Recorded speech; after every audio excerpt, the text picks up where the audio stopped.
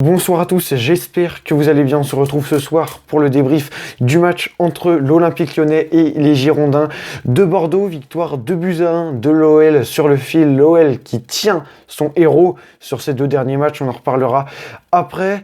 Donc les buteurs côté lyonnais, ce sont Karl Toko et Cambi et Léo Dubois. Le buteur bordelais, c'est Salomon Kalou. 2-1 pour l'Olympique Lyonnais au terme d'un match assez ennuyeux, c'est pauvre en occasion. Le dernier quart d'heure a été assez intéressant, c'est vrai, le dernier quart d'heure a été assez intéressant. On va débriefer ce match. Donc tout d'abord une première mi-temps vraiment très ennuyeuse. 1-0 pour Lyon à la pause. Est-ce qu'on peut dire que c'est contre le cours du jeu? Je sais pas, parce que Lyon ne se fait pas dominer en première mi-temps, mais Lyon a beaucoup de mal à se créer des opportunités. On sait que Bordeaux, c'est une équipe qui est très embêtante à jouer. C'est une équipe qui va pas se créer beaucoup d'opportunités, mais qui va être très tranchante sur ses opportunités. Et c'est une équipe contre laquelle tu as le ballon, mais tu n'arrives pas à te créer des occasions. Et c'est exactement le match type qui a eu lieu entre l'OL et Bordeaux. Vraiment, c'est le match où le jeu bordelais a pu s'illustrer. Et ce que je viens de vous expliquer, une équipe vraiment très embêtante à jouer. Et donc un match assez fermé et assez ennuyeux.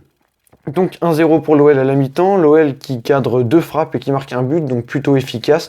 Les Bordelais ont réalisé une première période à la hauteur, voilà. Ils ont réalisé d'ailleurs ce soir un très bon match face à une équipe qui est sur le podium, l'Olympique Lyonnais. Et à la mi-temps, ils sont menés 1-0 sans être inférieur tout simplement à l'adversaire. But de Karl Toko et Cambi, comme je l'ai dit, à la 32e minute de jeu.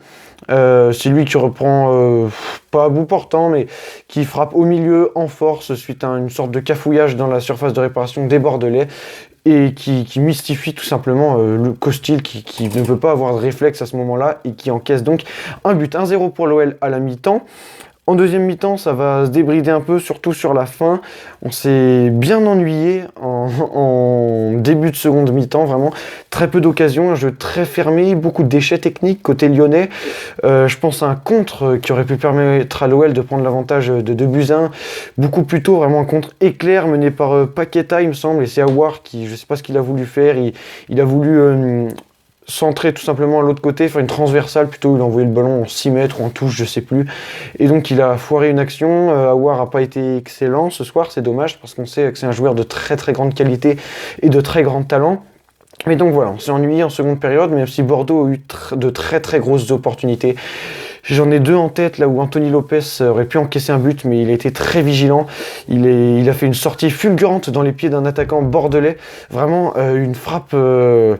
il allait mystifier Anthony Lopez qui est sorti très rapidement pour arrêter la balle sur une frappe surpuissante, presque à bout portant.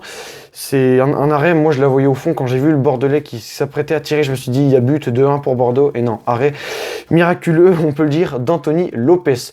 Après Bordeaux s'est créé une autre occasion, une frappe qui a été détournée en corner qui passe juste à côté du but d'Anthony Lopez. Les Bordelais ont été très entreprenants, ils ont fait un plutôt bon match, je pense à Yacine Adli qui a été très bon ce soir, il a récupéré beaucoup de ballons. Il y a aussi l'arbitrage n'a pas forcément été en faveur de l'OL ce soir. Il y a, je pense notamment une frappe de Kadewere. Une frappe de Kadewere qui a été tout simplement arrêtée de la main par un défenseur bordelais. Je suis pas sûr que c'était Kadewere, mais même il était presque dans la surface. Le défenseur bordelais aurait pu peut-être siffler penalty, au moins coup franc. L'arbitre ne l'a pas vu. Donc voilà, ça c'était vraiment l'opportunité lyonnaise. Islam Slimani est rentré en cours de jeu, il n'a pas été bien visible, il a eu une seule frappe, l'Algérien. Donc voilà, il y a eu un coup franc de Paqueta qui était placé comme le coup franc de Fekir face à Monaco en 2017-2018. J'y ai cru, coup franc de Paqueta frappé et arrêt de Costil sur sa ligne qui reste debout, mais coup franc très bien frappé. C'est probablement la plus grosse opportunité lyonnaise en seconde période, sans compter le but de Dubois. 92e minute de jeu, voilà, je voyais vraiment pas du tout l'OL marquer. On annonce 5 minutes de temps additionnel. Et là, Maxwell Cornet, qui était rentré quelques minutes auparavant, va adresser un centre qui ne trouve personne. Léo Dubois, sur le côté droit de la surface de réparation qui est là. Tout le monde pense qu'il va centrer.